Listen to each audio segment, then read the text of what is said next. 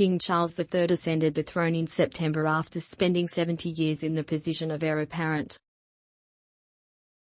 His mother and predecessor died at the age of 96 and as Britain's longest-serving monarch. And, as well as inheriting the throne, Charles acquired large swaths of land, royal estates, rare jewels, paintings and other personal property from the late Queen. His Majesty now oversees his mother's substantial portfolio of assets, including billions in investments, and other grand palaces, jewels and priceless artifacts that the sovereign will never actually own. According to Forbes, the Crown, through the firm, which actually goes by Monarchy plc, holds nearly £35 billion in assets, including the Crown Estate, which owns London's prime Regent Street shopping area and the Ascot Racecourse. It also holds £16.3 billion, and Buckingham Palace, which is worth an estimated £4.1 billion. These assets aren't held directly by the King but are instead owned by the reigning monarch in right of the Crown for the duration of their time on the throne. They are held in trust for his successors and the nation, meaning they can't be sold. Each of these real estate portfolios earns hundreds of millions of pounds a year. The royal family receives a percentage of these profits, but the government earmarks a large proportion for the maintenance of royal properties and their staff. Per Forbes, the Crown Estate made £475 million in profits in 2020, and the royal family got 25% of that. This sum is known as the sovereign grant, this year, while the remaining 75% went to the British Treasury.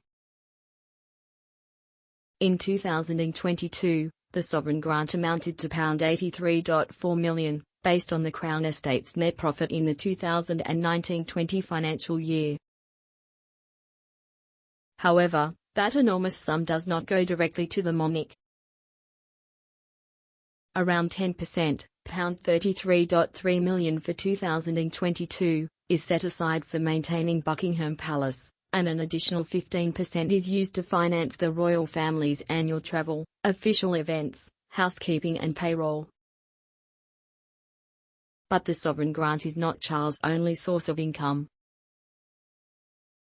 As monarch, he also gains control of the Duchy of Lancaster, a private estate with £631 million in net assets.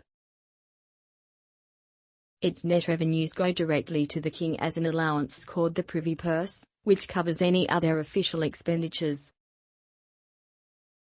Dissimilar to the sovereign grant, which is tax-free, Queen Elizabeth II agreed in 1993 to voluntarily pay income tax on the portion of the Privy Purse not used for official purposes.